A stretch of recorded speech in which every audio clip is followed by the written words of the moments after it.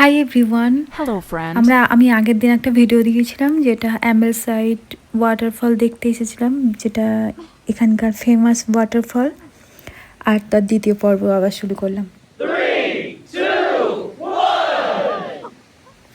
আগের ভিডিওতে আমি ওয়াটারফলটা দূর থেকে দেখিয়েছিলাম, আর এটা একদম কাছে চলে এসেছি। আর পুরো কি বলবো, এত সুন্দর ওয়াটারফল এত কাছের থেকে দেখে আমি তো অবাক। সত্যেন্দ্রনাথ দত্তের লেখা ঝর্ণা কবিতাটা কার কার মনে আছে?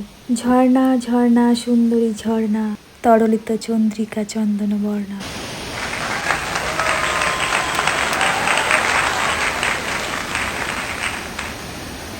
এত সুন্দর ঝর্ণার সামনে দাঁড়িয়ে যে কোনো কবি কবিতা তো এসেই যাবে। আমরা ঝর্ণাকে ছেড়ে অনেকটা ওপরে উঠে এসেছি। সেই সময় আমি ফোনটা অফ ছিল, আবার অন করেছি, আবার কিছুটা উঠবো, কারণ রাস্তাটা খুবই খাড়াই আর দু হাত দিয়ে গাছের শিকড় ধরে ধরে উঠতে হচ্ছিল। সেই সময় ওই নিচটায় ছিলাম, এতটা উঁচুতে আমরা উঠে এসেছি এখন। Oh my god. এই এতটা ওপরেও নাকি একটা কফি শপ আছে, What? তাই জন্য আমরা কফি শপের উদ্দেশ্যেই চলেছি। কারণ আমরা অনেক দূর হেঁটে খিদে আর তৃষ্ণা দুটোই পেয়ে গেছে।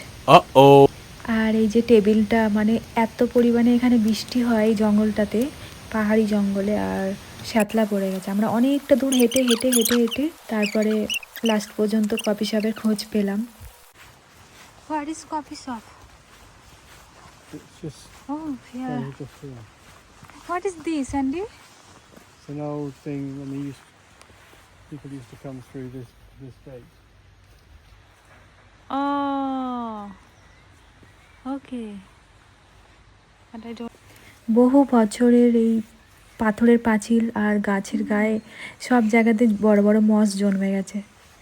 প্রচণ্ড বৃষ্টি হয় আর ছাওয়া জায়গার কারণে।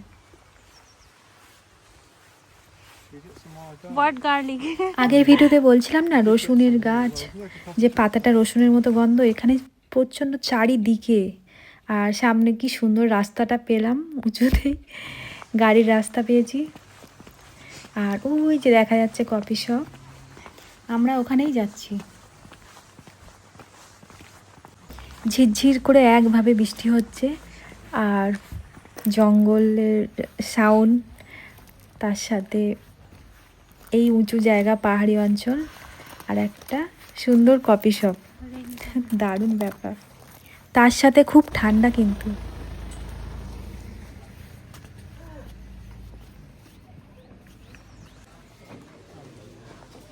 Do you want a cup of tea? আমি চা নিয়েছিলাম আর তার সাথে একটা cake. Do you want to have a look at the এখানে যারা বাইরে খেতে পছন্দ করে, বাইরে বসে, তাদের জন্য এই জায়গাটা করা আছে। কিন্তু ওপরের ছাদটা ফাঁকা। আমি ভেবেছিলাম হয়তো কাঁচের ছাদ, কিন্তু না, এটা পুরোটা ফাঁকা।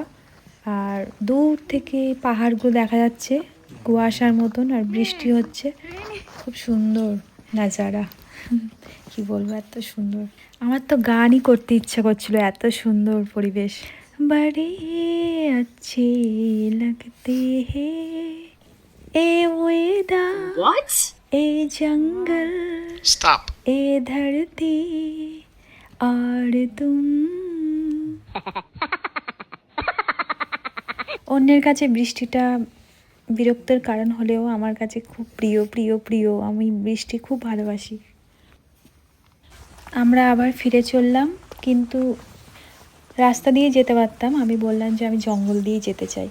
আর কিছুটা রসুনের গাছ, যেগুলো ওয়াট গার্লিক বলে, কিছুটা নেব, কারণ এখানে চারিদিকে ফ্রিতে আছে। আর আমরা যেখানে থাকি সেখানে প্রচুর দামে বিক্রি হয়, তাই কিছুটা আমরা নিয়ে নেব এখান থেকে।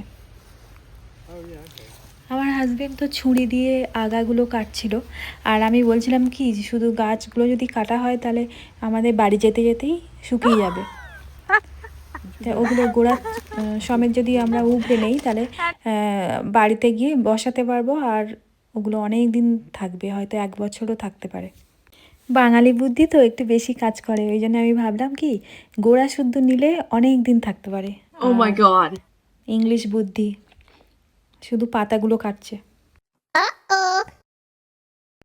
I want to eat it. I want এখানে আমার হাজবেন্ডকে পুরো বিয়ার গ্রিলসের মতনই লাগছে। Oh my god.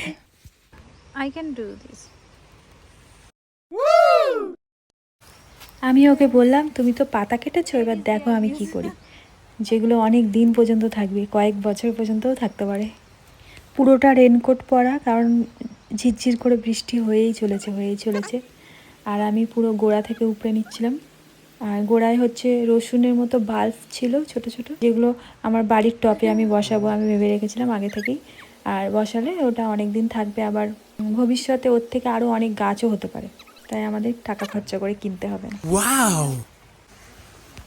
আমরা নিচে নামার জন্য পাথরের ধাপগুলো বেছে নিইনি, একটা সোজাসুজি রাস্তা বেছে নিয়েছিলাম, যাতে জঙ্গলিদের মতন মানে যাতে সহজ হয় হাঁটা আর কষ্ট কম হয়। শীতের সময় এত পরিমাণ পাতা ঝরেছে, এখানে কোনো গাছেই পাতা থাকে না শীতের সময়। আর এখন বসন্তকাল চলছে, সেই জন্য কচি কচি পাতা গজির চারিদিকে। আর এত পরিমাণ পাতা ঝরেছে যে নিচে মাটি দেখাই যাচ্ছে না, শুধু পাতা আর পাতা। আর মচমচ করে শুধু শব্দ হচ্ছে আমরা যখন হাঁটছি।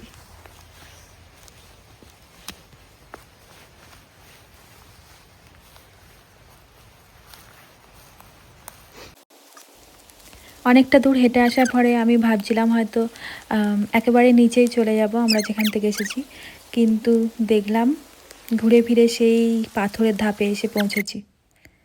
তবে অনেকটা কষ্ট করতে হয়নি, অনেকটা নিচেই পৌঁছে গেছি, কিন্তু সেই পাথরের ধাপ দিয়ে আমাদের নামতে হবে। এটা খুব কষ্টকর ব্যাপার, যেমন সিঁড়ি তেমনি আমি কি বলবো, ভীষণ কষ্টকর। আমি কিছুক্ষণ ভিডিওটা অফ করেছিলাম, আমি নিচে নেমে এসে ভিডিও করব বলে। আর আমরা নিচে নেমে এসেছি। আর এটা হচ্ছে রাসবেরি প্লান্ট। এখানে রাসবেরি হয়, খুব টেস্টি আর মিষ্টি।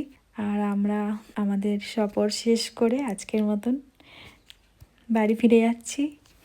আমি খুব সাধারণভাবে আর সহজভাবে ভিডিওগুলো করার চেষ্টা করি, যাতে আমার বাপি মা ভিডিও দেখে বুঝতে পারে। সবাই ভালো থাকবেন, বাই।